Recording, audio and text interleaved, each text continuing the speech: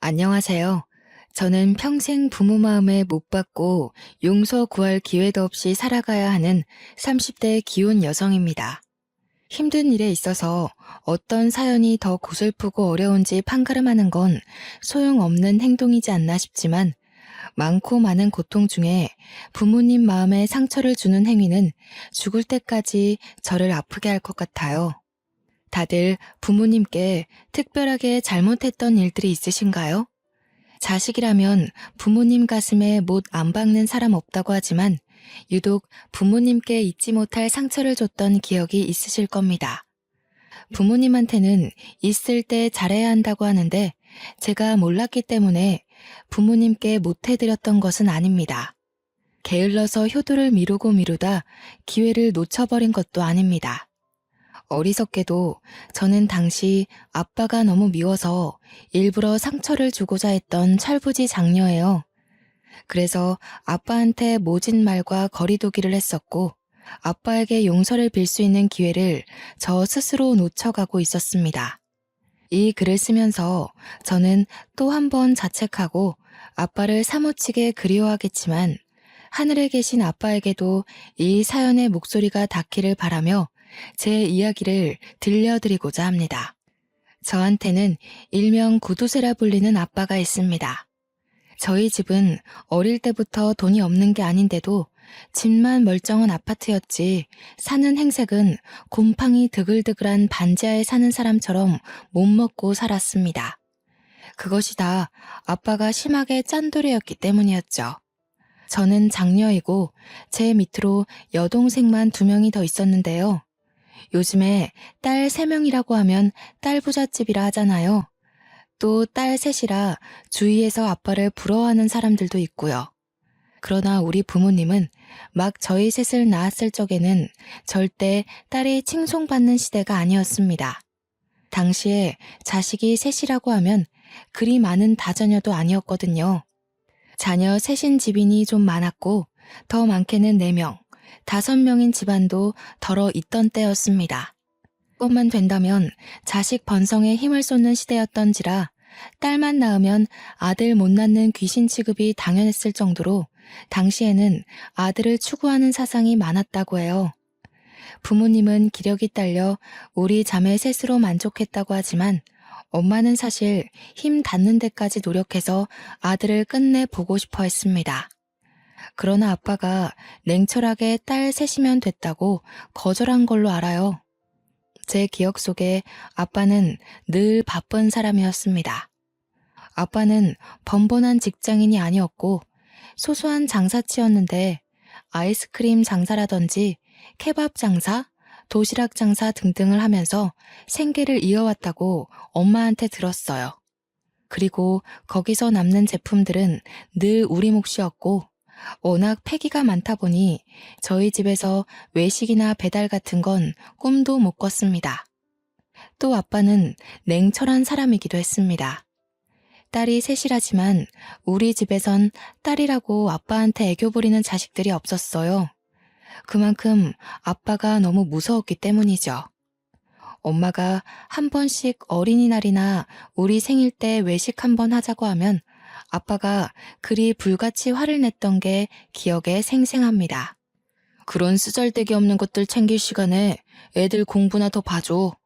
숙제는 제대로 하는지 저번에 막내 담임 선생님한테 전화 왔다면서 성적 내려갔다고. 허구한 날 돈 쓸 생각하면서 애들 허파에 바람 넣지 말고 학생으로서 공부에 집중하도록 시켜. 첫째가 벌써 초등학교 졸업할 때가 됐어요. 어린이 탈 벗기 전에 어린이날 선물은 받아봐야죠. 가족이 있는데 선물 한번 못 받아보는 게 말이 돼요? 하나 해주면 그 뒤에 줄줄이 해줘야 되는 건 몰라서 그래? 그것만 해도 돈이 얼만 줄 알아? 지금은 내가 벌고 당신이 아껴야 할 때야. 쉰소리 말고 가서 첫째 교복 좀 찾아와줘. 민식이 애 이번에 고등학교 간다길래 내가 교복 받아놨어. 남의 교복을요? 3년을 입어야 되는데 그냥 새로 하나 사줘요. 그러다가 해져서 어차피 사야 될 거예요. 저는 교복도 새 것을 입어본 적이 없었습니다. 엄마 말대로 입다가 해지면 그때서야 아빠가 교복을 사주었는데 그 교복이 다시 둘째한테 되물림되고 막내한테 되물림되고를 반복했죠. 막내는 한 번 대놓고 교복을 찢었다가 아빠한테 걸려서 그걸 기운 채로 학교를 다니는 꼴을 당하기로 했습니다.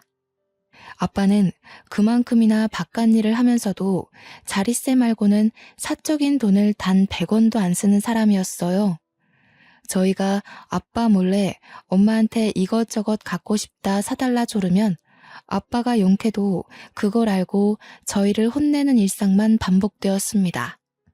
저뿐만 아니라 동생들도 기념일날 외식하고 왔다는 친구들 얘기를 들으면 그렇게 부러워했어요. 저희는 외식이 어떤 기분인지, 밖에서 가족끼리 먹는 밥은 얼마나 맛있는지 친구들의 얘기를 통해서만 가족의 애를 느꼈던 것 같아요. 몰랐던 사실인데 저희가 어릴 적 사진은 덜어 있어도 돌사진이라고 할 만한 건 딱히 없더라고요.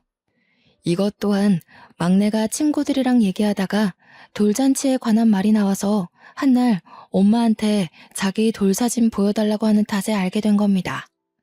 저희는 왜 돌사진이 없냐고 물었더니 엄마가 좋게 융화시켜서 아빠의 말을 대변해줬는데요.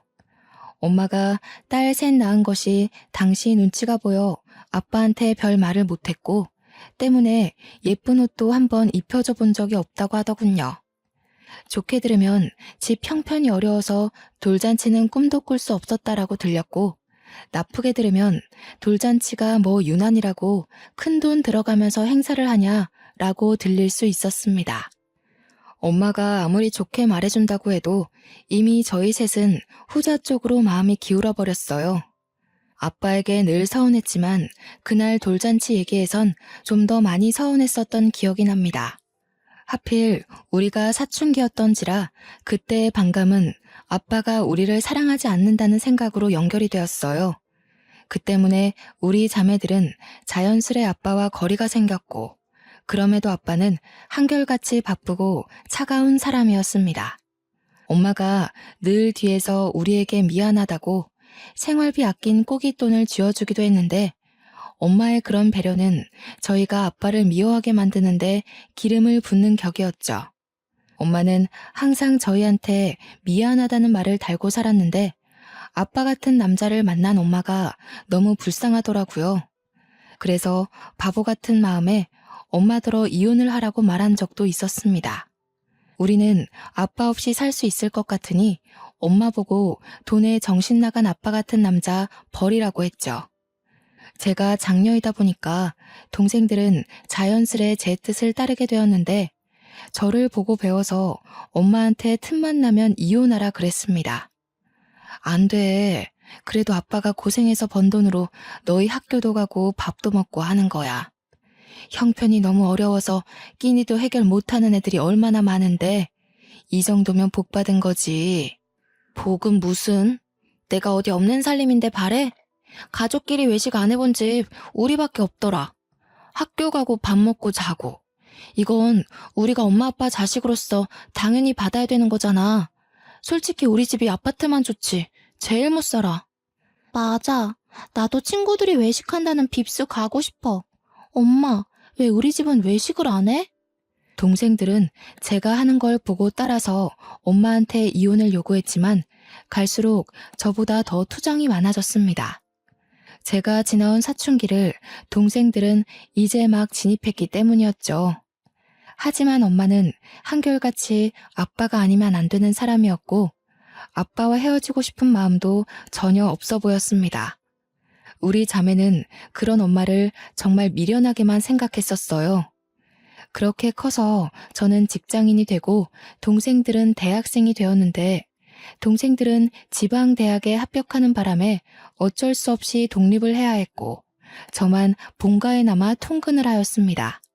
아빠가 제게 그랬던 것처럼 동생들한테도 대학 보내기 전부터 등록금은 대주되 방세 내줄 생각은 없으니 알아서 하라고 신신당부했던 터라 다행히 착실했던 동생들은 기숙사에 덜컥 붙어서 월세 부담은 없었습니다. 저 또한 대학을 그런 식으로 다녔거든요. 기숙사에 떨어지면 안 되었기에 더 열심히 학점 관리를 했던 걸로 기억합니다. 이래서 부모들이 윗사람이 잘해야 아래 사람들이 잘 따라간다고 했나 봐요. 제가 해내면 동생들도 저를 보고 배워서 당연히 해내는 결과를 만들어냈습니다. 물론 저를 잘 따라와 준 것도 있겠지만 한편으론 돈 한 푼 안 대주는 아빠 때문에 나아갈 수 있는 길이 기숙사라는 길 하나밖에 없어서 노력한 것일 수도 있겠네요. 저는 직장을 다니다가 우연히 남편을 만나게 되었는데요. 첫 남자는 아니었지만 여태 만났던 느낌과는 다르게 남편은 결혼을 생각하게 만드는 남자였습니다. 그건 한 4년 정도 만나보니 알겠더라고요. 그러나 남편이 정말 착하고 훤칠하고 배려 많고 여자 관계 깔끔하고 다 좋은데 딱 한 가지 제 기분을 거스르는 단점이 하나 있었는데요. 바로 돈 씀씀이가 너무 짜다는 거였어요. 남편이랑 데이트를 할 때면 언뜻언뜻 보이는 친정 아빠의 모습에 솔직히 남편에게 감정 기복 심하게 표출했던 편입니다. 한 번은 괜히 아빠 생각이 나서 남편에게 성질을 부린 적도 있었어요. 내가 사줄게. 그러니까 잔말 말고 스카이라운지 가. 이미 예약했는데 이제 와서 싫다고 하면 어떡해. 거기 직원들은 얼마나 난감하겠어. 우리도 미팅 날짜 잡혔는데 잠수 타는 작가들 있으면 성질 나잖아. 저와 남편은 출판사에서 일을 하고 있어서 잠수를 타거나 예고 없이 시간 약속을 어기는 걸 너무 싫어하는 편이었습니다. 그런데 남편이 출발하기 전까지만 해도 괜찮다더니 고 엘리베이터에서 스카이라운지 메뉴를 보자마자 안 가겠다고 하는 거 아니겠습니까? 너무 비싸. 굳이 거기 아니라도 비슷한 음식 파는 싸고 괜찮은 데 많다니까? 겉멋든 사람들이나 그런 데 가서 돈 쓰는 거야. 서로 좋아하고 예쁜 추억 만들고 싶은데 좀 겉멋든 곳이면 어때? 자기는 나랑 우중충한 곳만 다니고 싶어?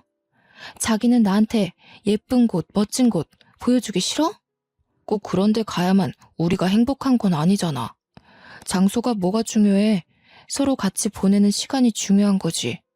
그러지 말고 내가 아는 대로 가자. 그렇게 아껴서 뭐 할 건데? 나중에 죽고 나서 챙겨갈 거야? 아끼더라도 쓸 때는 좀 써야지.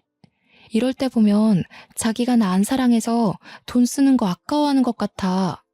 사실 남편한테 따질 게 아닌데 순간 저도 모르게 남편이 아빠와 비슷한 부분을 보이면 속에서 갑갑함이 끌어올랐습니다.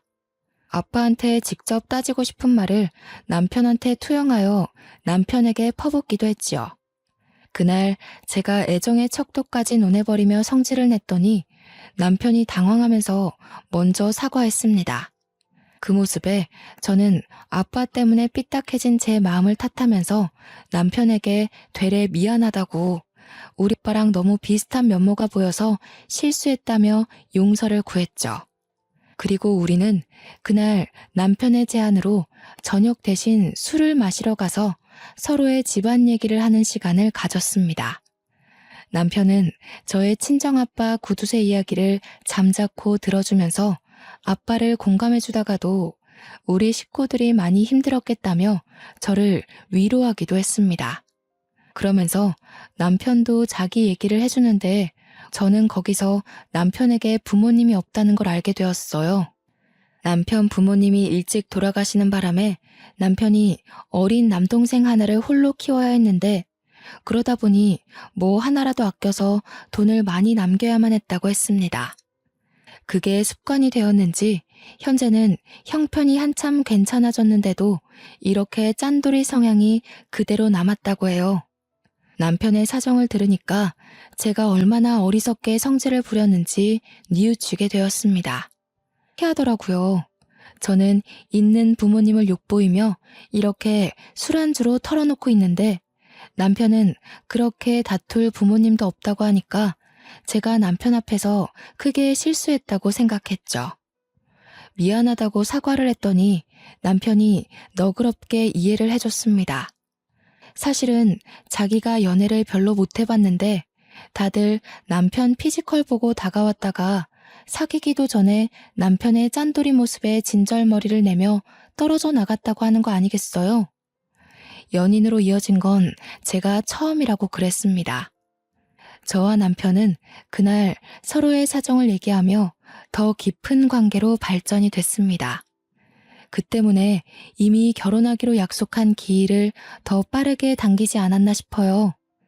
상견례 날짜를 잡았고 남편 쪽에 부모님이 안 계시기 때문에 정식 인사는 우리 집에서 하기로 했습니다. 남편은 어린 남동생, 그러니까 대학생 도련님을 데리고 우리 집을 방문했어요. 남편이 애지중지 동생을 키웠다더니 도련님은 정말이지 남편을 쏙 빼닮은 데다가 훨씬 더 피부에 윤기가 도는 아이였습니다. 낯을 많이 가리길래 제가 남동생 하나 생긴 것처럼 잘 챙겨주었죠. 그런데 의외로 문제가 있었는데 그날 집에 여동생들과 엄마만 있었지 아빠는 없더라고요. 제가 눈으로 아빠를 찾는 걸 알았는지 엄마가 난감해하면서 알아서 설명을 해주었습니다. 아빠가 일하는데 기계가 고장나는 바람에 늦게 올 거야. 내일 장사 펑크 날까봐 그거 지금 수리 맡기러 갔거든. 우리 먼저 밥 먹고 있으면 돼. 하지만 아빠는 저희가 식사를 다 마칠 때까지 나타나지 않았고 혹시나 싶어 디저트와 과일까지 먹으며 기다렸지만 끝내 아빠한테 남편을 인사시킬 수 없었습니다. 남편과 도련님은 다음날 일정도 있고 해서 엄마의 인사만 받은 뒤 그만 돌아가야 했습니다. 엄마도 아빠가 못 와서 제 남편 마음이 좀 그럴까봐 걱정이 되었나 봅니다. 남편의 손을 잡아주면서 말을 하더라고요. 시간은 얼마든지 있으니까 집밥 생각나면 언제든 와서 들러. 우리 이제 식구 될 거니까 시간 많잖아. 장인어른은 그때 뵈면 되니까 너무 속상해하지 말고. 네, 그럼요. 감사합니다, 장모님. 정말 맛있게 잘 먹었어요. 엄마가 해준 밥이 가물가물했는데 장모님 덕분에 다시 살아난 느낌이에요. 동생도 근래 먹었던 밥 중에 가장 맛있었다고 하더라고요. 모두가 기분 좋은 그 상황에서 표정을 고치고 있던 건 저뿐이었습니다. 당연히 아빠의 부재 때문이었죠. 제가 갑자기 상견례를 한 것도 아니고 어디 멀리 장소를 잡은 것도 아닌데 미리 알려줬고 바쁘더라도 충분히 얼굴 한번 비춰줄 법도 한데 나타나지 않았다는 게 미치도록 서운했어요. 남편도 괜찮다고 했고 엄마도 너무 그러지 말라고 했으나 아빠를 향한 서름은 이루 말할 수가 없었습니다. 그게 곧 분노로 변질이 되어버렸죠. 그리고 그날 밤 아빠는 자정이 다 되어서야 집에 들어왔는데 내내 지나간 감정을 담아두고 있던 저는 기다렸다는 듯이 거실로 나가 아빠한테 따졌습니다. 아빠는 나를 딸로 생각하긴 해? 우리더러 시집은 무조건 가라더니 그래서 사위를 데려왔는데 왜 거들떠도 안 봐? 우리가 아들이 아니라 딸이라서 그렇게 신경 쓸 필요는 없다고 생각했던 거야? 그래도 내가 장녀인데 아빠 자식이잖아. 부모로서 아무것도 안 해줬으면서 적어도 딸이 어떤 남자한테 시집을 가는지는 궁금해야 되는 거 아니야? 저의 큰 목소리에 엄마가 잠에서 깨서 밖으로 나왔고 동생들도 방학이었던지라 집에 있었는데 전부 막 자려다가 일어나 나와봤습니다.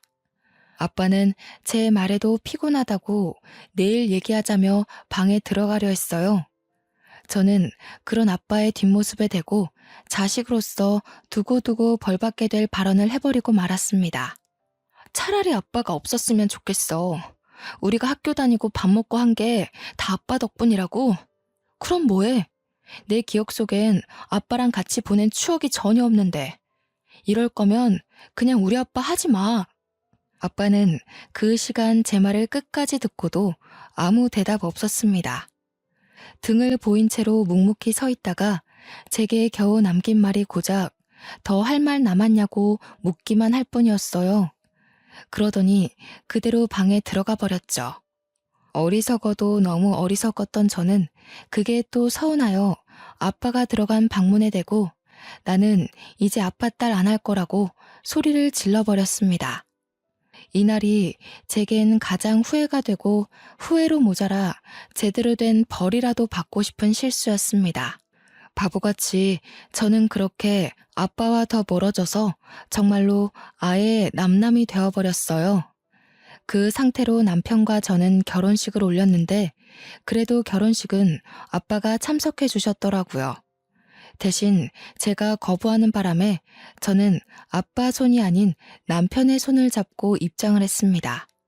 아, 그때를 떠올리니 또다시 가슴이 저미도록 아프네요. 아빠가 멀리서 박수만 치고 있었는데 눈길이라도 한번 줄 걸 그랬습니다. 어쩜 못나도 이렇게 못난 짓을 할 수가 있었을까요? 저희 부부는 친정엄마가 반평생 모았다는 돈을 선물로 받아 신혼집에 보태었습니다. 그렇게 저는 우리 자매 중 가장 늦게 독립을 하게 되었죠.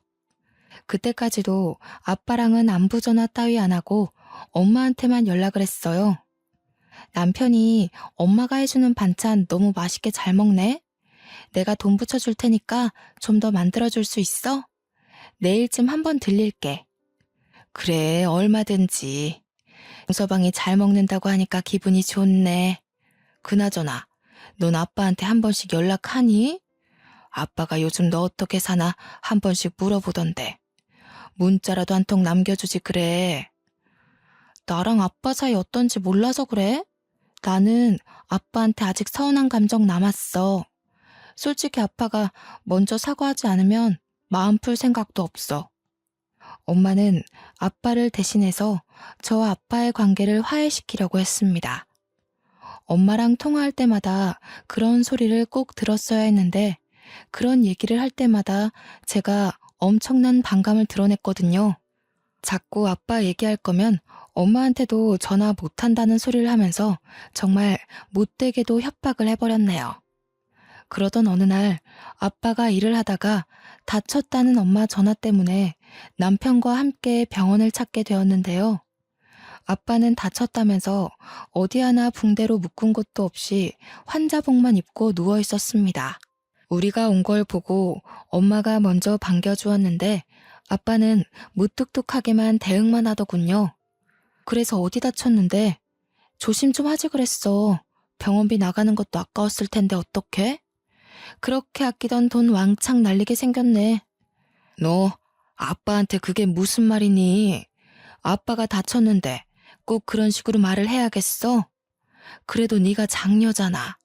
동생들 타일러서 아빠 힘든데 위로 한마디 해주지는 못할 망정 왜 그러니? 올라서 물어? 여기 병원인데 내가 또 아빠랑 다퉈야 알겠어? 원래도 안 오려다가 남편이 오자고 해서 온 거야. 뭐라고? 그럼 차라리 오지 말지 그랬어.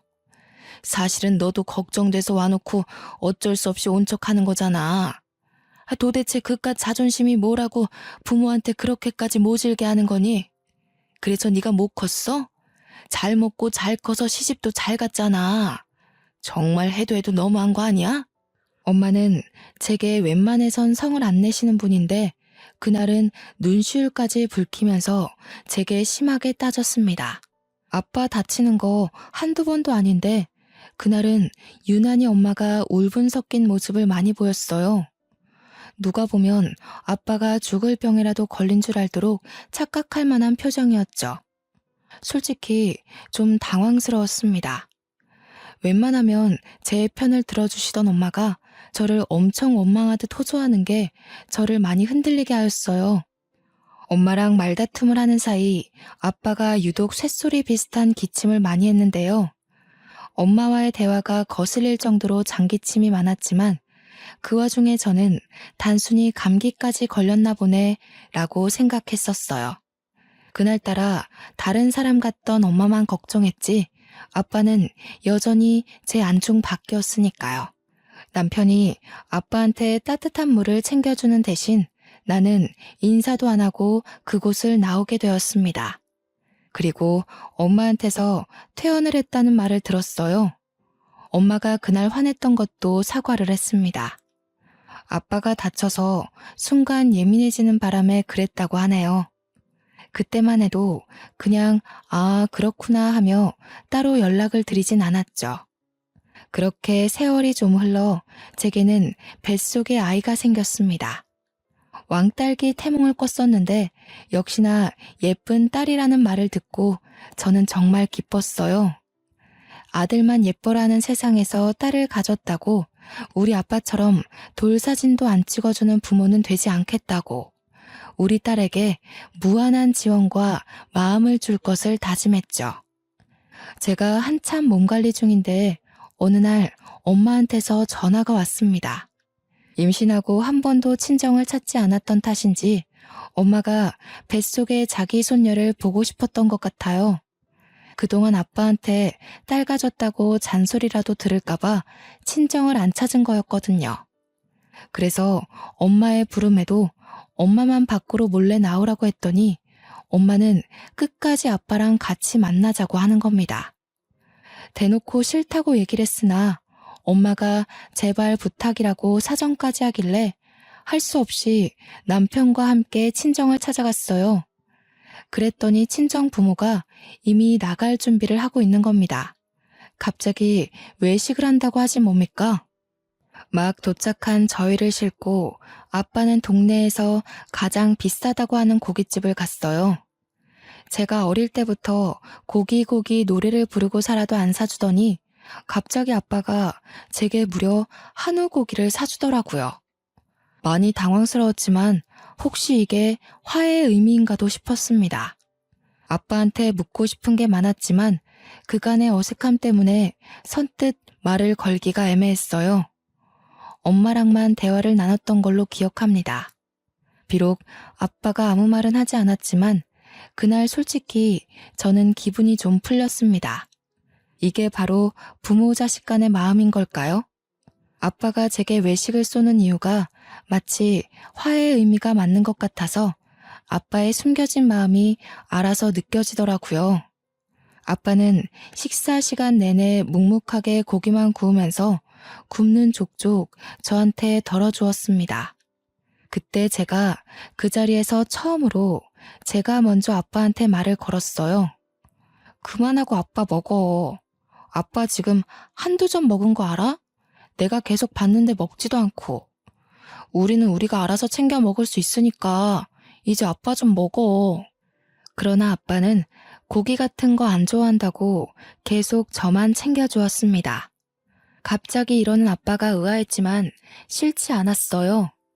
좀 과장하자면 난생 처음 아빠의 사랑을 느껴보았습니다. 아빠의 행동이 오죽 어색하고 갑작스러웠으면 제가 무슨 생각도 했는지 아십니까? 혹시 내 배에 있는 애가 아들인 줄 알고 잘해주는 건가? 그런 생각까지 들었다니까요. 그날 저는 원 없이 고기를 먹었어요. 제가 먹은 고기 중 가장 맛있었습니다.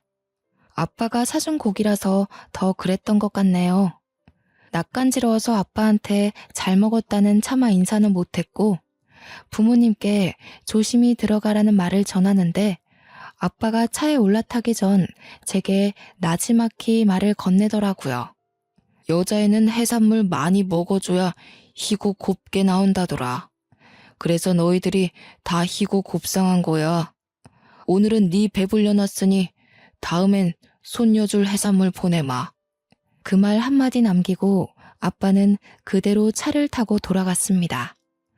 그리 따뜻한 말도 아니었고 몇 년 만에 건네는 애정 담긴 인사도 아니었지만 그날 아빠의 말은 인생에서 가장 인상 깊게 남았을 정도로 제게 따뜻한 진심입니다. 저는 그날로써 아빠에 대한 마음속 응고가 와르르 풀려버렸습니다. 아빠가 용기 내서 손을 내밀어 줬으니 앞으로는 제가 자식으로서 아빠에게 화해의 손길을 내밀어 봐야겠다고 생각했죠. 그리고 2달 후 갑작스런 산통 때문에 응급실에 실려간 저는 조기 출산을 했어요. 새벽이었는데도 남편이 친정 부모에게 알려드려야 될 것 같다고 전화해서 친정 부모가 달려오기까지 했습니다. 그날 엄마는 저를 출산을 끝낸 저를 보고 갔는데 아빠는 제가 낳은 손녀만 보고 그만 돌아가 버렸어요. 지난번 고기 사준 날 이후로 아빠한테 마음이 좀 풀렸었는데 살짝 또다시 서운하더라고요. 그건 그거고 막상 딸을 보니까 세상 만사 모든 걱정이 싹 사라지는 거 아니겠습니까? 세상에 이렇게 예쁜 생명체가 있다는 것이 얼마나 신기하던지. 친정 부모님도 우리 자매를 낳았을 때 이런 기분이었을까요? 정말 뭐 하나 부족한 것 없이 애지중지 키우고 싶었습니다. 그렇게 딸만 보면서 행복하기만 할 줄 알았던 제 삶에 난생 처음 고비가 찾아왔는데요. 바로 아빠가 병원에 입원했다는 소식이었습니다.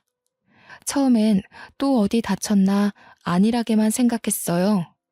하지만 엄마가 전화에 대고 울먹이는 소리가 심상치 않았고 숨을 헐떡이면서도 엄마는 그만 솔직히 얘기해줘야 될 것 같다며 아빠에 관한 사실을 얘기해 주었습니다.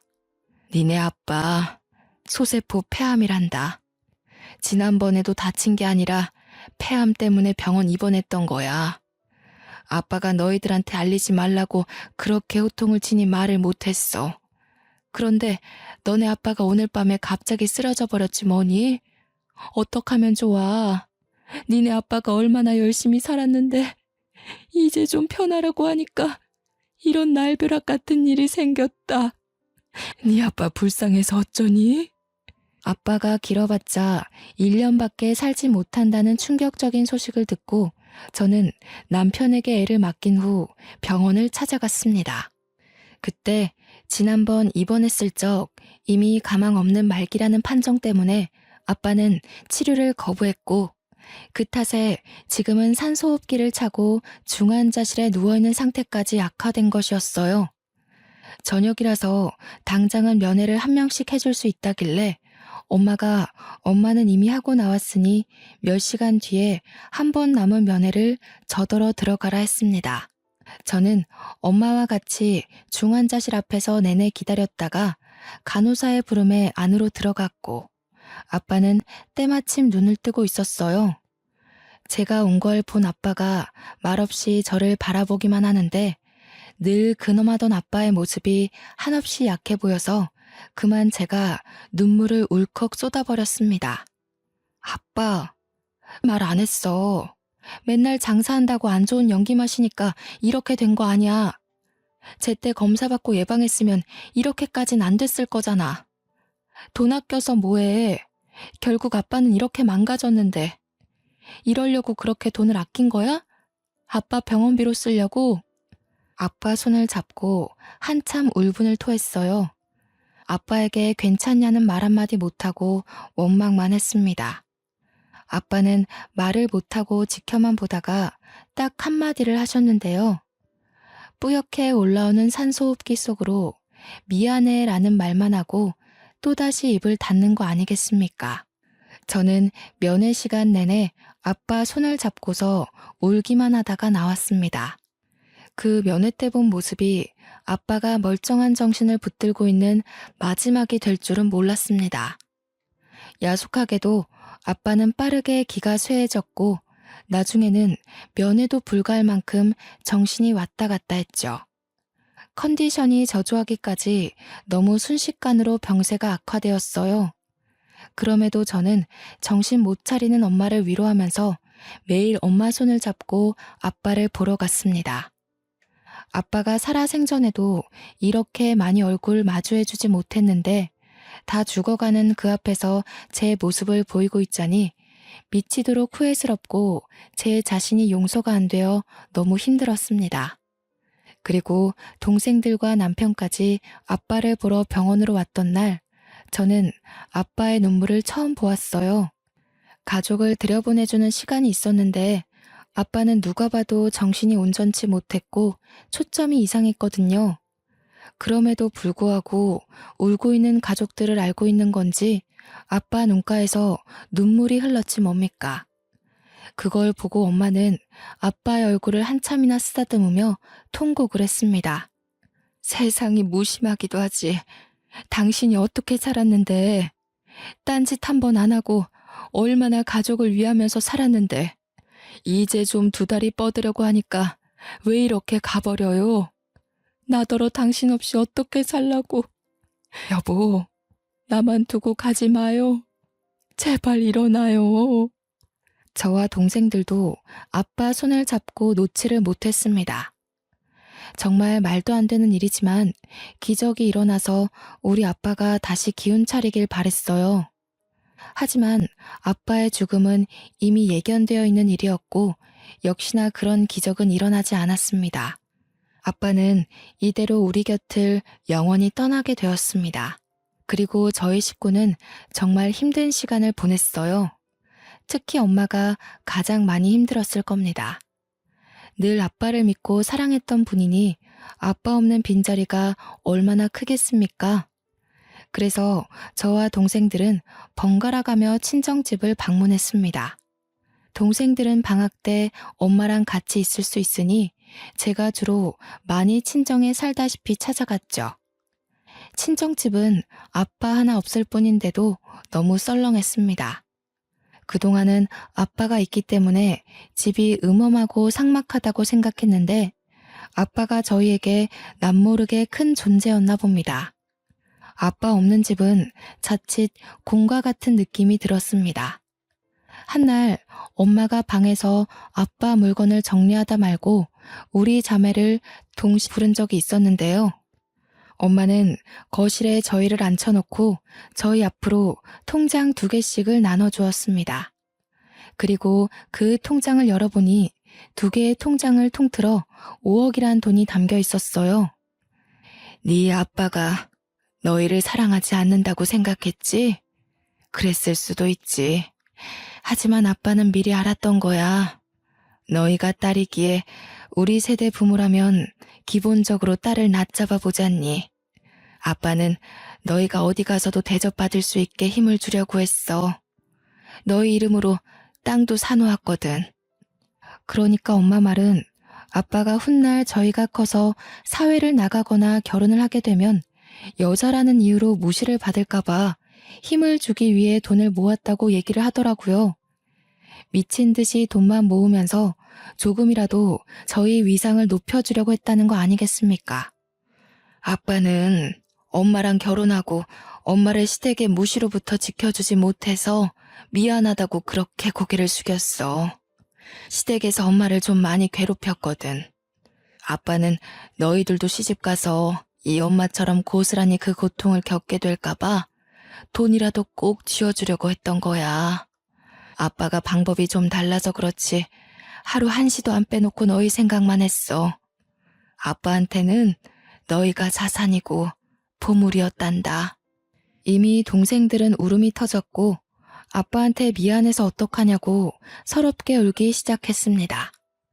저 또한 가슴 미어지게 아파서 눈물이 났지만 아빠한테 지은 죄가 많아서 감히 아빠를 마음 놓고 그리워할 자격이 있나 싶어 참았어요. 그때 엄마가 눈가를 훔치면서 제게만 따로 건네준 사진이 있었는데요. 제가 언제 한번 일을 본다고 제 딸을 친정엄마한테 잠깐 맡긴 적이 있었거든요. 그런데 엄마가 건넨 그 사진 안에서 아빠가 우리 딸을 안고 환하게 웃고 있는 겁니다. 그날 엄마 혼자 있었잖아. 아빠한테 전화했더니 장사까지 접고 달려오셨어. 손녀 얼굴 한번 보겠다고 오토바이 타고 10분 만에 오셨지 뭐니. 네 아빠가 손녀 보면서 얼마나 좋아했다고. 그 사진은 엄마가 몰래 찍은 거라고 했는데 엄마도 오랜만에 보는 아빠의 웃음이 좋아서 계속 가지고 있었다고 했습니다. 이제 그만 저한테 줘야 할 것 같아 사진을 인화했다고 해요. 그날 저녁 제가 방에서 몰래 얼마나 울었는지 모릅니다. 도대체 저는 아빠에 대해 얼마나 모르고 있었던 걸까요? 아니, 아빠라는 존재를 제대로 알려고 한 적은 있었을까요? 아빠가 저희에게 이렇게나 무한한 마음을 주고 있었다는 걸 왜 아빠가 돌아가시고 나서야 알게 된 걸까요? 하늘이 제게 주는 벌이라면 마땅히 받겠지만 그 전에 아빠에게 진심으로 용서를 구할 수 있는 기회가 있다면 기꺼이 1000배라도 하고 싶다는 생각을 수만 번 했습니다. 그리고 아빠의 갑작스러운 부재로 저와 남편은 친정에 들어가 살게 되었어요. 그곳에서 저는 틈만 나면 아빠 방에 들어가서 이미 정리해놓은 아빠의 옷이랑 물건들을 열어봤습니다. 아빠가 너무 보고 싶었어요. 정말 허튼 짓 없이 충직하게 가장의 역할을 해낸 분인데 제가 몰라도 너무 몰랐습니다. 아빠는 누구보다 저희를 위해서 마음과 돈을 쓰신 분이었고 저의 임신을 축하하며 아낌없이 퍼줬음 손녀를 축복으로 받아준 사람이었는데 누구보다 저희 자매를 사랑해준 아빠였는데 제가 더 똑똑하지 못해서 아빠의 사랑을 몰라줬다는 것이 계속해서 한으로 남아있네요. 아무것도 모르고 아빠한테 모진 말만 했던 저는 아빠와 함께 보낼 수 있었던 귀한 시간을 자체적으로 없애버린 셈이 아닙니까? 이런 생각만 하면 제 자신이 무척 용서가 안 돼서 많이 힘들었습니다. 그래서 저는 기일이 아닌데도 아빠를 자주 찾아갔어요. 사진 속 아빠는 옛날에 찍은 사진인지 약간의 미소를 띠고 있었습니다. 사진이 참 예쁘게 잘 찍혔더군요. 저는 아빠 사진 옆으로 저희 가족 사진을 넣어놨어요. 절대 아빠를 잊지 않겠다고 약속하는 마음과 함께요. 세상에서 가장 슬픈 일이 바로 가족을 먼저 떠나보내는 거라고 생각합니다. 누구나 겪을 수밖에 없고 결국엔 닥치게 될 일을 좀 빨리 겪은 것뿐인데 왜 이렇게 아픈지 모르겠습니다. 현재는 세월이 좀 지나서 우리 손녀가 6살이 되었어요. 손녀를 많이 사랑해줬던 아빠가 혹시 제 딸을 많이 보고 싶어 할까봐 아빠 기일마다 딸을 꼭 데리고 방문을 합니다. 덕분인지 우리 딸도 할아버지를 기억하고 있어요. 물론 직접 만난 기억은 못하지만 사진을 보면서 할아버지가 이런 사람이다 하고 얼굴을 아는 것 같더라고요. 그리고 저는 주책맞게도 아직까지 눈물을 흘린답니다. 아빠만 보면 자동적으로 가슴이 아프고 눈물샘이 반응을 해요. 그날은 하루 종일 아무것도 못하고 지쳐 잠들 때까지 울기만 했죠. 불효를 저지른 것에 대한 대가가 아닌가 싶습니다. 참, 이건 엄마가 깜빡하고 제게 뒤늦게 말해준 건데요. 엄마가 저희 신혼집 구하라고 줬다던 돈 있잖아요. 그게 사실은 아빠가 준 돈이라고 하더라고요. 당시 제가 아빠를 외면하던 때였기에 아빠가 자기가 주는 돈이라고 하면 내가 안 받을 것 같다고 엄마한테 거짓말을 시켰다고 합니다.